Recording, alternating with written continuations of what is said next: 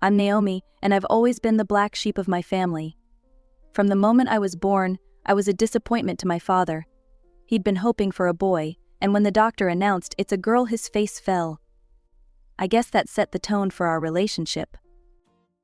My older sister Sarah was the golden child. She was smart, talented, and could do no wrong in our parents' eyes. Me? I was just there? Our house was always filled with praise for Sarah's latest accomplishment. Did you hear? Sarah got another A on her math test, or look at this beautiful painting Sarah made. Meanwhile, my report cards were met with indifference, and my crayon drawings ended up in the trash. As I grew older, I learned to fend for myself. I made my own lunches, did my own laundry, and figured out my homework without help. It wasn't ideal, but it made me strong and independent. One day when I was about 12, I discovered something that would change my life.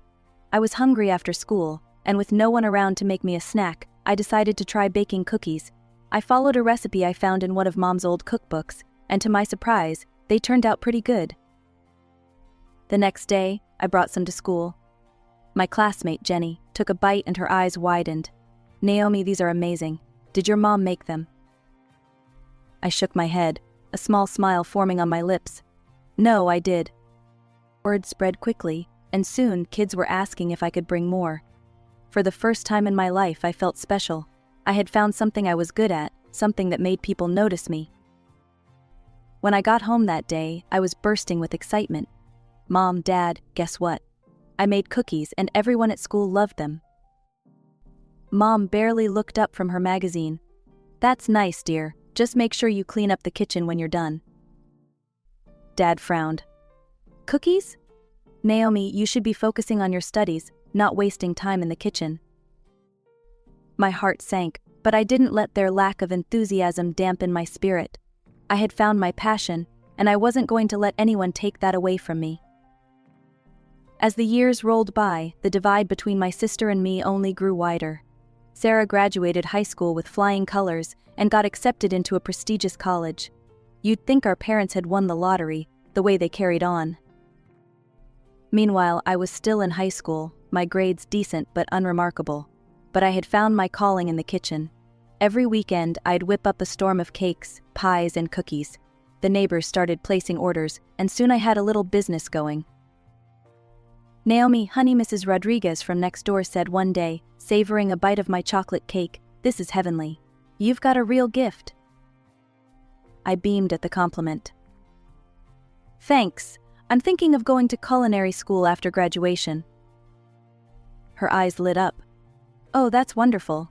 You'd do so well." But when I shared this dream with my parents, their reactions couldn't have been more different. Mom's face fell. "Culinary school. But that's just cooking." Dad's reaction was even worse. He slammed his fist on the table. "Absolutely not. No daughter of mine is going to waste her life in a kitchen." "But Dad," I protested, "I'm good at it. People love my baking." He scoffed. "Good? So what? You think you can make a living flipping burgers or decorating cakes? Wake up, Naomi. The real world doesn't work like that." Mom chimed in, her voice softer but no less dismissive.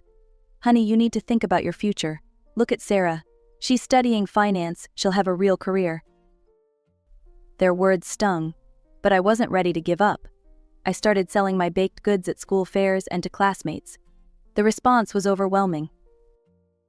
"Naomi, these cookies are insane," my friend Jake said, mouth full of chocolate chip goodness. "You should open a bakery or something." I grinned, imagining it. My own little shop, filled with the smell of fresh bread and sweet pastries, it seemed like a dream come true. But at home, the dream quickly turned into a nightmare. "What's this?" Dad demanded one day, holding up a flyer for my bake sale. I swallowed hard. It's for school. We're raising money for new computers." He narrowed his eyes. "Don't lie to me, Naomi. I know you've been selling your little treats. This stops now, you hear me? You need to focus on real studies, not this hobby." "But Dad, I'm making good money." "Money," he interrupted. "You call a few dollars for cookies money? Do you know how much your sister makes at her internship?" That's real money, Naomi. That's a real future. I bit my lip, fighting back tears. I just thought. No, you didn't think he cut me off. Listen to me carefully. This baking nonsense ends now. You're going to buckle down, get your grades up, and apply to proper colleges. If I hear about one more cake or cookie, so help me, we'll cut you off. No more college fund, no more support. Do you understand? That night, I cried myself to sleep, my dreams of culinary school crumbling like an overcooked cookie. The next day, I started researching business colleges, my heart heavy but my resolve strengthened. I would find a way to make this work. Somehow, someday, I'd follow my passion. But for now, I had to play by their rules. College flew by in a blur of numbers, spreadsheets, and financial reports. I threw myself into my accounting studies, trying to convince myself that this was the right path. But every time I passed a bakery or caught the scent of fresh bread, my heart ached for what could have been. Finally, degree in hand, I landed a job at a large corporation. My parents were thrilled. I rented a tiny apartment, determined to stand on my own 2 feet. But as I sat at my desk, day after day, crunching numbers and filing reports, I felt my spirit slowly dying. One evening, unable to take it anymore, I dug out my old recipe book. The pages were worn, stained with butter and flour, reminders of happier times. I whipped up a batch of cupcakes, losing myself in the familiar rhythms of mixing and baking. The next day, I brought them to work. The response was immediate and overwhelming. "Oh my God, Naomi, these are amazing," my coworker Lisa exclaimed. "Where did you buy them?" I hesitated, then admitted, "Actually, I made them." Word spread quickly. Soon, people were asking if I could make cakes for their birthdays, their kids' parties, even their weddings. I started small, just a few orders on weekends, but soon I was spending every free moment in the kitchen. My tiny apartment was constantly filled with the aroma of vanilla and chocolate. The turning point came when our company's anniversary rolled around. The director himself approached me. "Naomi, I hear you're quite the baker," he said. "How would you feel about making the cake for our anniversary party?" My heart raced. This was a huge opportunity, and a huge risk, but I couldn't say no. The day of the party arrived. I wheeled in a massive cake, decorated with the company logo and intricate sugar flowers. As I unveiled it, the room fell silent. Then the director broke into a huge grin. "This is incredible," he turned to the crowd. "Everyone, give it up for Naomi, our resident accounting wizard and apparently master pastry chef." The room erupted in applause. The director actually hugged me, whispering, "You're wasted in accounting, my dear. This is your true calling." His words stuck with me. Over the next few months, as the orders kept pouring in, I realized I had a decision to make. I was working 2 full-time jobs, accountant by day, baker by night. Something had to give. One sleepless night, covered in flour and surrounded by orders, I made my choice. The next day, I handed in my resignation. But why?" my supervisor sputtered. "You're one of our best." I smiled, feeling lighter than I had in years. "I found my true passion," I said simply. I rented a small commercial kitchen and threw myself into my new business. It was terrifying and exhilarating all at once. There were nights I stayed up until dawn, filling orders, days when I wondered if I'd made a huge mistake. But slowly, surely, my little bakery grew. I hired my first employee, then my second. We moved to a bigger space. My cakes and pastries became known throughout the city. Through it all, I kept it a secret from my parents.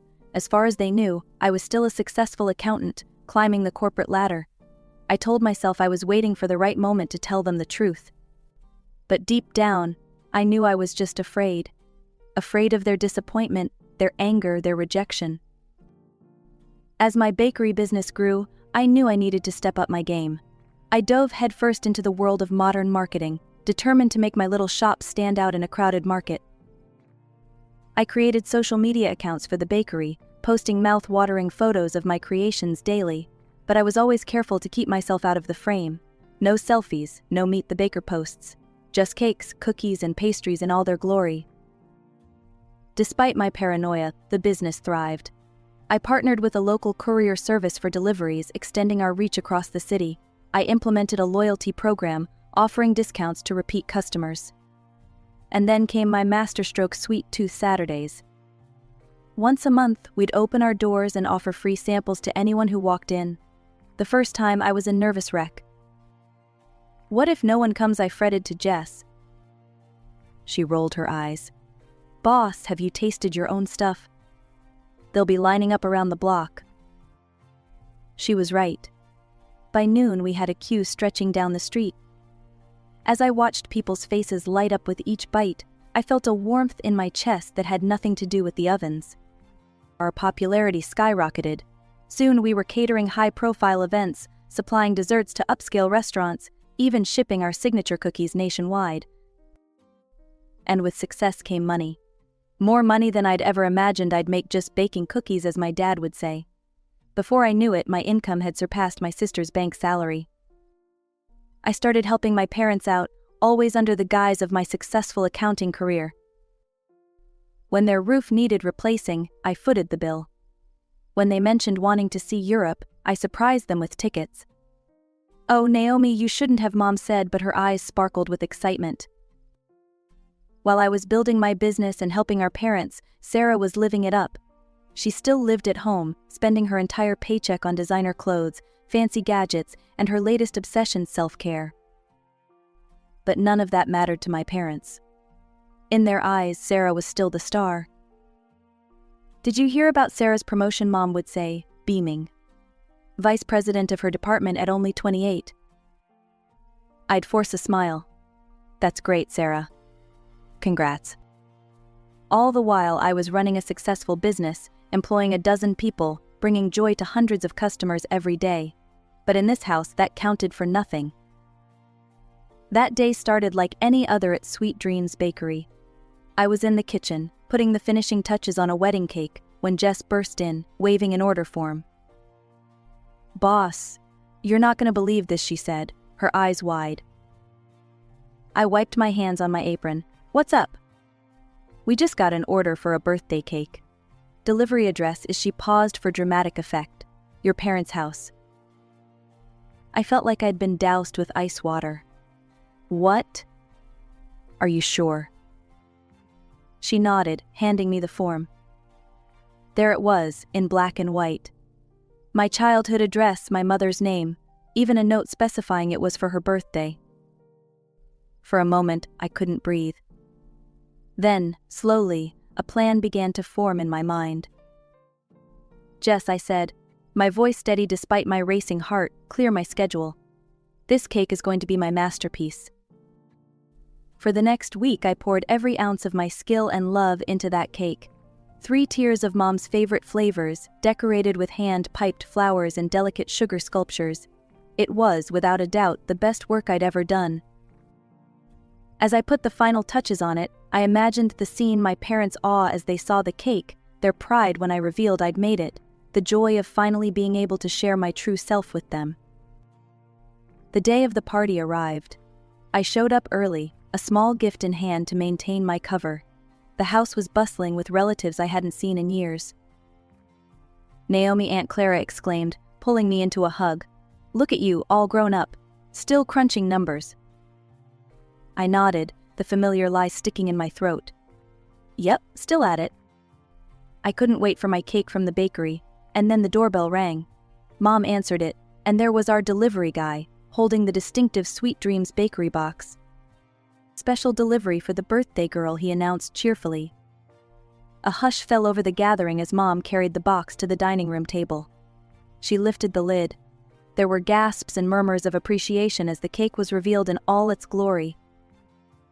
I stood there, my heart pounding, waiting for the right moment to speak up. But before I could open my mouth, Dad cleared his throat. "Before we celebrate," he said, his voice unusually serious, "we have something we need to address." The room fell silent. All eyes turned to my parents, who were now wearing identical expressions of, was that disgust? "We recently discovered something," Mom continued, her voice cold. "A secret that's been kept from us." The silence in the room was deafening as my parents' words hung in the air. I stood there, frozen, as my father's voice, dripping with disdain, shattered the life I'd built. "Can you believe it?" he said, addressing the room full of relatives. His finger pointed at me accusingly. "Our Naomi here has been lying to us all this time. She's not an accountant, she's a pastry chef." He spat the words out like they were poison. Murmurs rippled through the crowd. I opened my mouth to speak, to defend myself, but no words came out. This couldn't be happening. Dad continued, his face red with anger. "We always dreamed our daughters would achieve real success, become respected members of society." He gestured towards Sarah, "Like your sister here. Vice president at her age. That's something to be proud of." Sarah shifted uncomfortably, not meeting my eyes. "But you," Mom said, her gaze boring into me. "We raised you, gave you every opportunity, and this is how you repay us, by becoming an ordinary cook." The word ordinary stung more than I could have imagined. Didn't they understand? Couldn't they see what I'd built? Suddenly, Dad strode over to the table where my cake sat.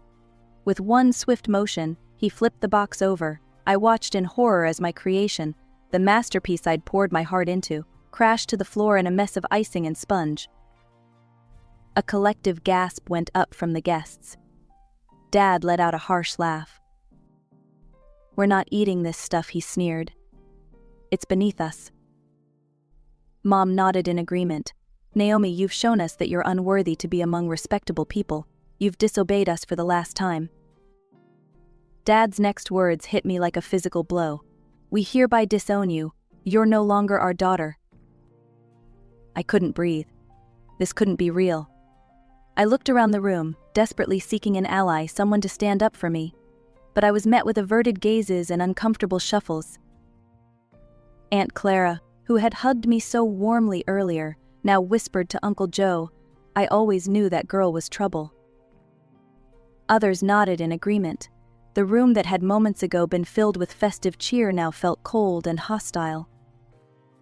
"Leave," Mom said, her voice ice cold. "Leave now and don't ever contact us again."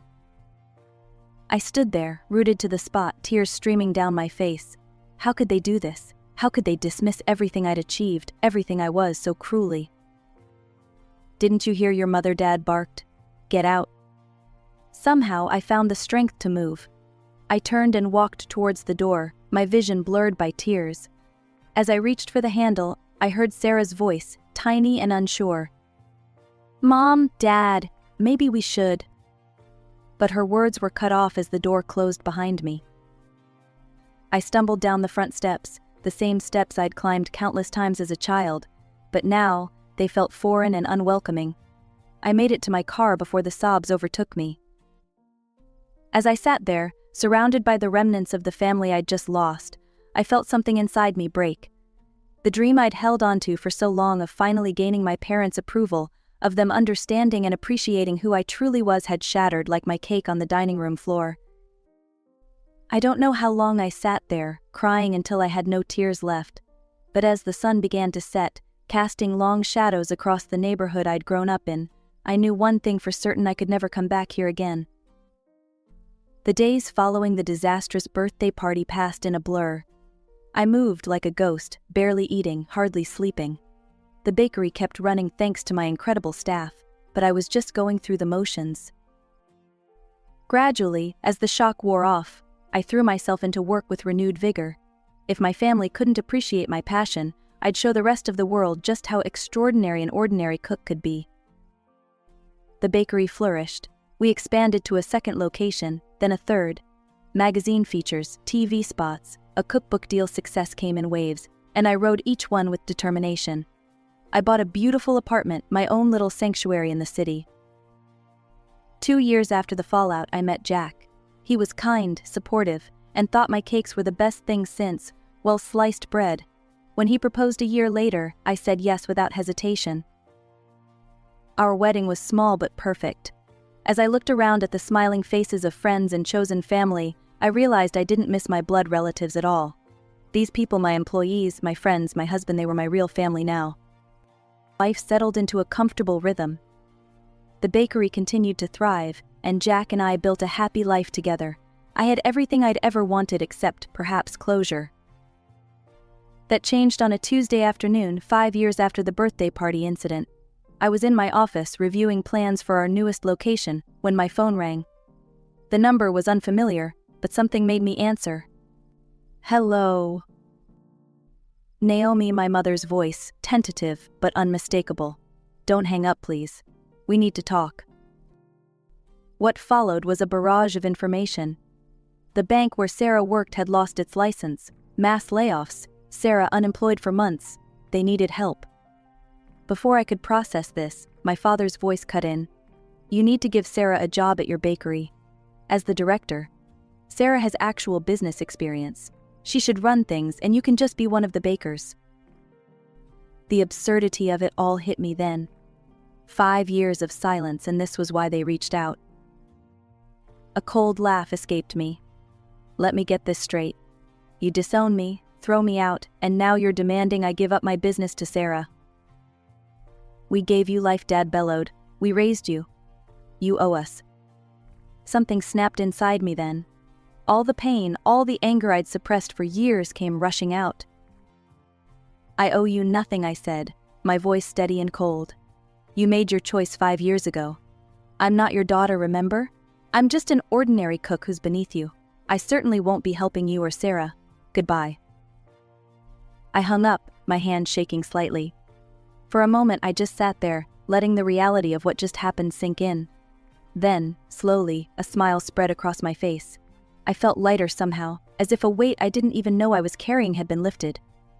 I owed them nothing. I was free.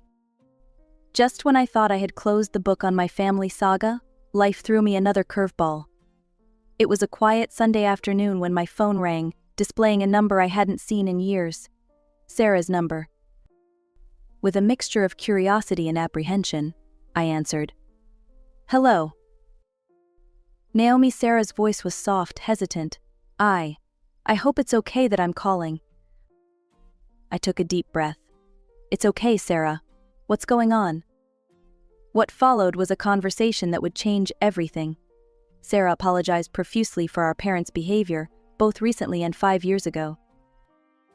I had no idea they called you asking for a job, she said, her voice thick with emotion. I would never have asked for that. I'm so sorry, Naomi. I felt a knot in my chest begin to loosen. Thank you, Sarah. That means a lot. She went on to explain how losing her job had been a wake-up call.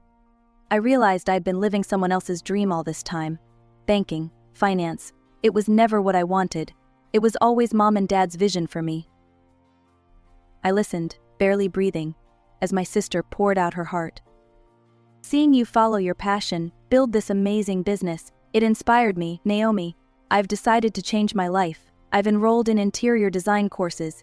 I want to create, to make beautiful spaces.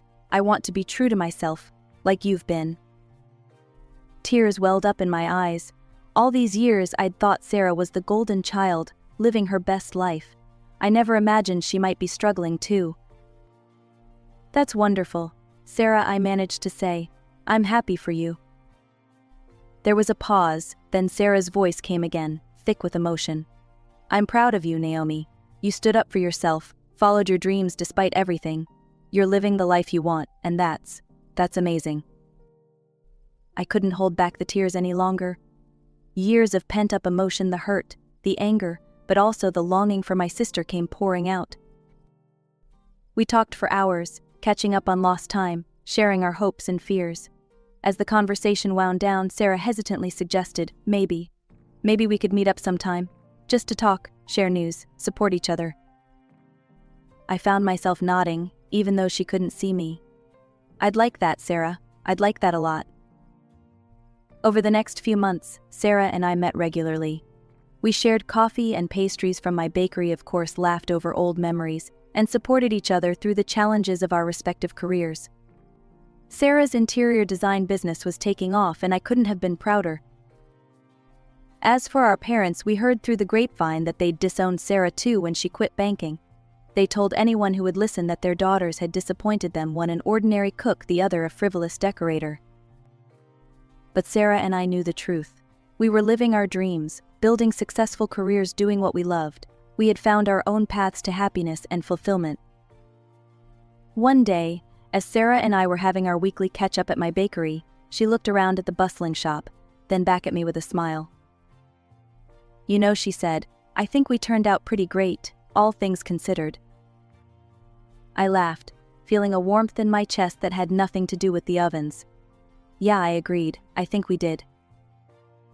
As I watched my sister sketch design ideas on a napkin, surrounded by the sweet aroma of fresh pastries and the chatter of happy customers, I felt a profound sense of contentment. This was my life, messy, challenging, but ultimately sweet. I had fought for my dreams, lost some battles, but ultimately won the war.